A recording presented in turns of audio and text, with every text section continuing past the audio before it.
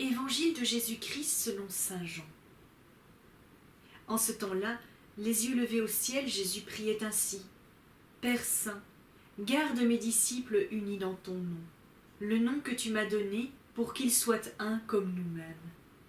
Quand j'étais avec eux, je les gardais unis dans ton nom, le nom que tu m'as donné. J'ai veillé sur eux, et aucun ne s'est perdu, sauf celui qui s'en va à sa perte, de sorte que l'écriture soit accomplie. Et maintenant que je viens à toi, je parle ainsi dans le monde, pour qu'ils aient en eux ma joie et qu'ils en soient comblés. Moi je leur ai donné ta parole, et le monde les a pris en haine, parce qu'ils n'appartiennent pas au monde, de même que moi je n'appartiens pas au monde. Je ne prie pas pour que tu les retires du monde, mais pour que tu les gardes du mauvais. Ils n'appartiennent pas au monde, de même que moi je n'appartiens pas au monde. Sanctifie-les dans la vérité. Ta parole est vérité. De même que tu m'as envoyé dans le monde, moi aussi, je les ai envoyés dans le monde. Et pour eux je me sanctifie moi-même, afin qu'ils soient eux aussi sanctifiés dans la vérité. Parole du Seigneur. Bonjour. Au nom du Père et du Fils et du Saint-Esprit, voilà. Mettons-nous sous le regard de Dieu, demandons à l'Esprit Saint de nous visiter, afin que par nos paroles, nos mots, nous puissions être fidèles à l'Évangile. Amen. Dans les mains, regardez. C'est rien du tout, peut-être vous en avez un chez vous, ça s'appelle un diffuseur d'huile essentielle.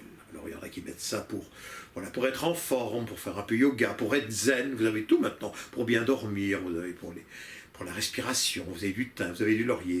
Alors c'est 3 fois rien, vous mettez quelques gouttes là-dedans, puis alors ça fait un petit filet, comme ça, vous connaissez tous, hein, cette chose, voilà, qui se répand, on peut avoir avec de l'eau, sans eau, peu importe. Je vais le mettre là au pied de la Sainte Vierge, voilà. Et donc, vous savez comment ça marche, vous avez un petit filet comme ça, qui se diffuse lentement, puis ça prend du temps.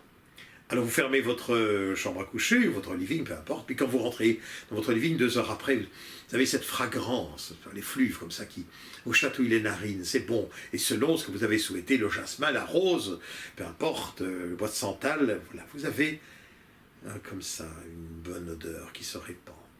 Et puis alors les amis viennent chez vous, vous ouvrez les portes de votre appartement, de votre maison, les amis sonnent chez vous le soir, ça sent bon chez toi, ça sent bon, ça sent le parfum chez toi, c'est agréable, etc. Donc voilà, vous avez répandu ce parfum. Alors vous me direz, pourquoi est-ce que j'aborde cette réflexion d'homélie avec vous, là, en partant de ce parfum? Eh bien, parce que c'est un peu tout nous. Vous avez entendu l'évangile, c'est l'évangile de Jean, ce sont ces grands textes joanniques qui nous invitent à être les disciples de Jésus, à écouter la parole. Père, nous sommes un, voilà, tu me les as confiés, je ne veux pas les perdre, voilà, ils sont dans le monde, mais ils ne sont pas du monde. Moi je dis le Seigneur, vous l'avez entendu, moi je vais me retirer du monde, eux ils sont encore dans le monde, voilà, mais je ne veux les perdre aucun, tu me les as confiés, c'est très important. Et donc nous sommes des enfants de Dieu, nous sommes chrétiens, nous sommes engagés. Eh bien, quelle est notre spécificité de chrétien? Eh bien, c'est de dégager, nous aussi, les parfums. Alors, tant mieux si nous sentons la rose, le jasmin, le lilas, c'est autre chose. Mais les petits parfums que nous devons dégager, d'abord dans la solitude de notre pièce, de la bonté, de l'amour, de la tendresse, de la vérité. Vous savez, choisissez votre parfum du jour. Aujourd'hui, je vais être tendre. Aujourd'hui, je vais être calme. Aujourd'hui, je vais être silencieux. Voilà. Et voilà, vous mettez ce petit parfum, ça diffuse. D'abord pour vous. Et puis voilà, ça va s'étendre. Et c'est comme ça qu'on touche le monde. On ne va pas convertir le monde par la force, non, par les mots d'aujourd'hui. Vous savez, on a l'impression que ce qui se passe aujourd'hui est nouveau. Pas du tout. Si vous lisez les textes du 19e siècle, les grandes religions, et spécialement la grande religion chrétienne, catholique et protestant, s'interrogent en disant, voilà, aujourd'hui les gens ont droit à l'instruction, qui allait à l'église? Allez, prenez un exemple, pour ne pas toujours dire catholique. Eh bien, en 1880 en Allemagne, en Prusse, eh bien, qui allait au temple chez les protestants? 90% femmes. Âge moyen, 55 ans, 60 ans. Voilà. Exactement comme chez nous aujourd'hui. Nous avons beaucoup de dames plus que de messieurs, et qui ont un âge parfois presque canonique. C'est pas nouveau. Et c'est pas nouveau pourquoi? Parce que, développement de la culture, accès aux études pour tous les enfants, et à l'école primaire se développe bien entendu, et la technologie, l'Église. a toujours été mal avec la technologie. C'est normal. La technologie, c'est technon, c'est très bien, c'est la technique. Mais enfin, c'est quand même le monde d'abord avant tout. Nous sommes des spirituels. Hein, nous sommes dans le monde, mais nous ne sommes pas du monde. Nous travaillons autrement. Et automatiquement, eh bien, nous devons prendre les armes du bon Dieu. Et les armes de Dieu, c'est quoi? Eh bien, c'est de partir de nous. Voilà, non, pas besoin. Il est bien ce qui brûle parfum, mais je suis un brûle-parfum. Si je dégage les odeurs de la sainteté, car qu'est-ce que dit le Seigneur dans l'Écriture? Voilà, tu me les as confiés, qu'ils soient saints, comme moi aussi je sois saint. On est appelés, frères et sœurs, à la sainteté. Vous savez d'ailleurs qu'il y a des saints qui ont été parfois retirés de leur tombe, et dégageant des odeurs et des parfums. N'est-ce pas? Ou bien les parfums Notre-Dame-du-Lot, des choses comme ça. Le parfum est quelque chose de réel. Eh bien, nous devons embaumer, vous m'entendez, la planète de l'amour de Dieu. Aimer Dieu et aimer le prochain. Voilà ce que nous sommes appelés à faire. Donc il n'y a pas à chercher midi à 14 heures. C'est nous qui allons rayonner par notre fragrance, qui allons comme ça être odoriférants et qui allons transmettre les senteurs libératrices de l'Évangile par notre attitude profonde, qui s'incarne d'abord dans la prière. Dans la prière. Mais comme je le disais encore récemment, la prière, elle demande de notre part de venir en toute quiétude. Trop souvent, on vient à la prière pour demander, pour réclamer, pour ci, pour cela. Voilà, non, c'est pas ça. On vient à la prière d'abord apaisé. Donc, préparez-vous à la prière. Mettez déjà de côté tous vos soucis. Et comme disait très bien la sœur Catherine l'ermite, eh bien, voilà, on débarrasse de nos soucis et on vient à la prière vide de tous nos soucis pour à la fois adorer Dieu et puis recevoir son amour. Il y a plus de joie, Saint Paul, Éphésiens, vous savez quand il parle aux Éphésiens, qu'il leur écrit, c'est dans les actes, il y a plus de joie à donner qu'à recevoir. Quelle joie du Seigneur qui s'est donné entièrement, se donner totalement. Totalement. Quelle joie pour le Seigneur. Plus de joie à donner que de recevoir. Eh bien, nous, humilité, recevons d'abord le Seigneur. Et nous le recevons dans ce que nous sommes, par la prière. La prière est un des moyens extraordinaires de répandre une bonne odeur, l'odeur de l'amour, de la tendresse, de la vérité, de la paix, au départ de la prière. Et puis de la lecture, Lectio Divina, lire la parole de Dieu. Rappelez-vous ce que le Seigneur dit dans l'Écriture. L'important, dit Jésus, c'est qu'ils te connaissent, Père, qu'ils connaissent la vie éternelle. Or, la vie éternelle, c'est Jésus qui le dit en Saint Jean, c'est te connaître, et te connaître par la parole. Oui, comme tout ça lié. Connaître la parole de Dieu. C'est le Christ qui parle, Logos Toutéou. La parole parle, nous recevons cette parole, et qui rencontre Dieu dans sa parole, et qui connaît le Père, connaît la vie éternelle. Pas moi qui le dis. Connaître la vie éternelle, c'est connaître le Père que Jésus nous révèle. Mais tout ça est d'une limpidité totale. Maintenant, la difficulté pour le chrétien que nous sommes, c'est cette fameuse, ce fameux leitmotiv qui revient chez Saint Jean, première épître de Jean, et bien sûr l'évangile à partir des chapitres 12, 13, 14, c'est l'histoire du monde. Oui, frères et sœurs, il faut bien comprendre cela. Alors je donne un exemple. Comme je donnais aux enfants. Vous jouez dans une cour de récréation, et puis vous avez des enfants, ils sont 4, 5, ils sont petits, ils ont 8, 9, 10 ans, viens, on va faire une blague à Olga, on va se moquer d'Olga. Et je disais aux enfants, eh bien toi tu dis non, je joue pas avec vous. Ouais, ça c'est jouer avec le monde, je joue pas avec le monde. On est en classe, puis le professeur a le dos tourné, on va tricher, on regarde sur le voisin, comme ça. Ben non, ça c'est les méthodes du monde, on joue pas avec le monde. Voilà, on vient de terminer, enfin, plus ou moins, commence à aller mieux, hein, la pandémie. On va commencer un petit peu à ouvrir tout ça. Les terrasses s'ouvrent, oh quel bonheur. 1 client sur 10 ne paye pas. Les gens mangent, se remplissent la petite pansouille, et après, la poudre d'escampette. Non mais il faut se rendre compte, à une époque où ces gens sont presque à la faillite, il y a des gens qui vont manger chez eux, et qui vont ne pas payer, mais c'est dramatique. Ça, c'est agir comme le monde. Conduire en faisant en insultant les gens, c'est le monde. Chercher l'argent, c'est le monde. Chercher la gloire, même au travers parfois du religieux. Rappelez-vous les actes des apôtres. Méfiez-vous, les loups sont parmi vous. Les loups, ce sont des gens du monde. Le prince de ce monde, c'est bien Satan, le prince de ce monde. Et il est malin. Vous comprenez? Il est malin. C'est pas l'intelligence de Dieu qu'il a. C'est la malignité. C'est un malin. Il singe. C'est le clown de Dieu. Il veut notre perte. Et il est dans le monde, il est le roi de ce monde, le prince de ce monde. Adore-moi, je te donnerai tous les royaumes du monde. Mais qu'est-ce qu'il faut de preuve en plus? Alors, quittez ce monde, bon Dieu. Quittez-le. Vous êtes dedans, moi aussi. Mais le quitter, c'est-à-dire, ne jouez pas avec.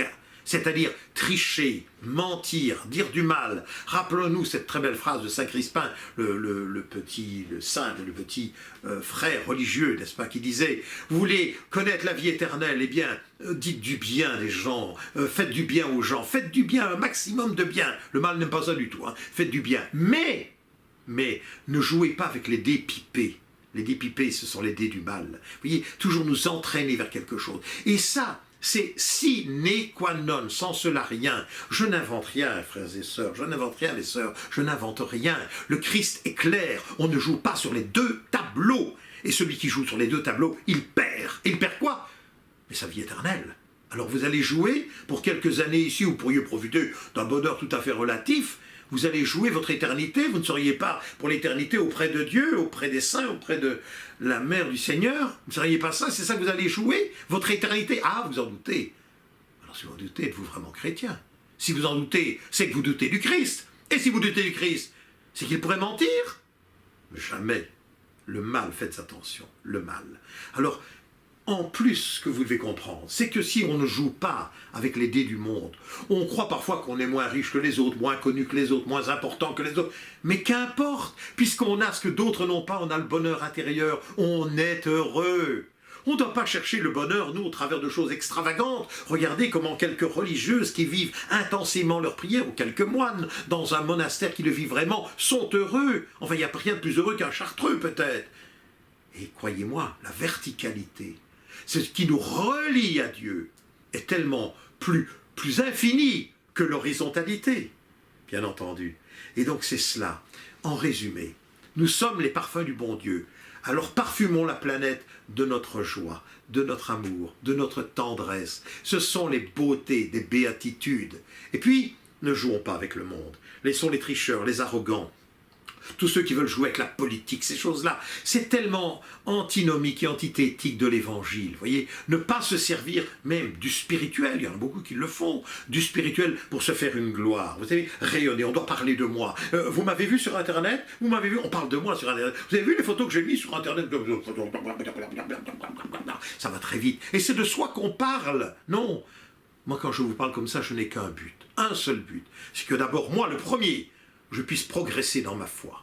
Progresser. Et croyez-moi, j'y travaille. Et le fait d'être aujourd'hui attaché à un monastère, eh bien, ça m'a fait faire des bonds dans la prière de la solitude. Voilà. Moi, j'étais un homme public, tout le temps public, parler de Dieu en public. Et maintenant, j'ai le bonheur de prier dans l'intériorité. Ça, c'est important. Et c'est se retirer du monde. On est avec les gens, on vit avec eux. Mais quand on a le Christ en nous, on a le vrai et le seul bonheur. N'en doutez jamais, je vous souhaite de parfumer la planète, rayonner d'amour, ne soyez pas du monde, soyez dans la joie. C'est tout ce que je nous souhaite. Amen. Père Saint, garde en ton nom ce que tu m'as donné, pour qu'il soit un comme nous. Quand j'étais avec eux, je gardais en ton nom ce que tu m'as donné. J'ai veillé sur eux et aucun d'eux ne s'est perdu, sinon le fils de perdition.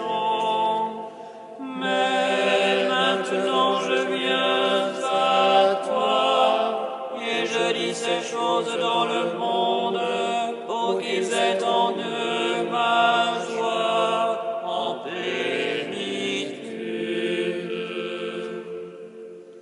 Je leur ai donné ta parole et le monde les a pris en peine parce qu'ils ne sont pas du monde, comme moi je ne suis pas du monde.